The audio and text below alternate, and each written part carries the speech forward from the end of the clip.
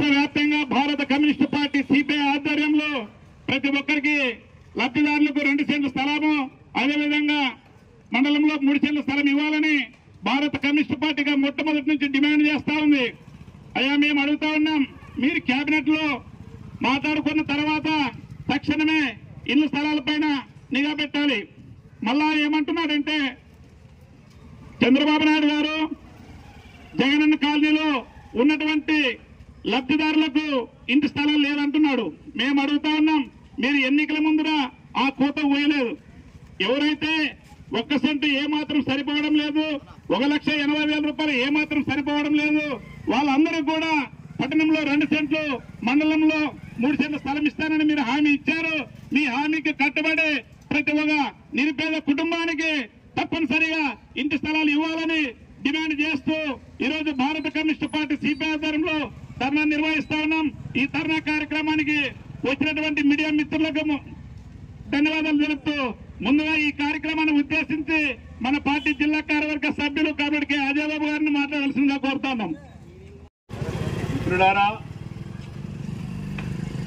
ఈరోజు భారత communist party CPI ఆధ్వర్యంలో స్థానిక సబ్ కలెక్టర్ గారి కార్యాలయం ఎదుట అర్హులైనటువంటి నిరుపేదలందరూ కూడా ఎటువంటి షరతులు లేకుండా గతంలో ఏదైతే ఎన్నికల ముందు వాగ్దానం చేశారో ఆ వాగ్దానం ప్రకారం వాళ్ళ అధికారంలోకి వచ్చారు.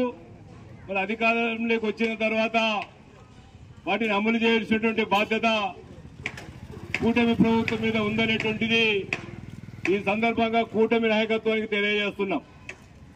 మన గతంలో జగన్మోహన్ రెడ్డి గారు రాష్ట్ర వ్యాప్తంగా జగనన్న కాలనీలు కాదు, జగనన్న ఊర్లను నిర్మిస్తాననేటువంటి పథకం మీద జగనన్న కాలనీలను ఏర్పాటు చేశారు. మళ్ళా ఆ సందర్భంగా రాష్ట్ర వ్యాప్తంగా 32 లక్షల మందికి అర్హులైనటువంటి వారందరినీ కూడా గుర్తించి మళ్ళీ ఆ రోజు ఇళ్ల స్థలాలు ఇచ్చి ఇళ్ల నిర్మాణాలు కూడా చేపట్టడం జరిగింది. మరి అయినా కూడా అక్కడ ఇచ్చినటువంటి స్థలాలు కానీ లేకపోతే ఎక్కడైతే ఎన్నిక చేసినటువంటి ప్రాంతాలు అర్హులకు అనేక రకాలైనటువంటి ఇబ్బందులు ఎదుర్కొంటున్నారు. ఏవో కొండ పొరంబోకు స్థలాల్లో, కాలువల్లో, మిగతా నివాస యోగ్యంగా అయినటువంటి చోట్ల మీరు ఇచ్చారనేటువంటి అపవాదనను మీరు మూటను కట్టుకుని మరి జగన్మోహన్ రెడ్డి గారు అధికారంకు దూరమైనారు. మరి ఆ సందర్భంగానే పట్టణంలో కేవలం 2 సెంట్లు,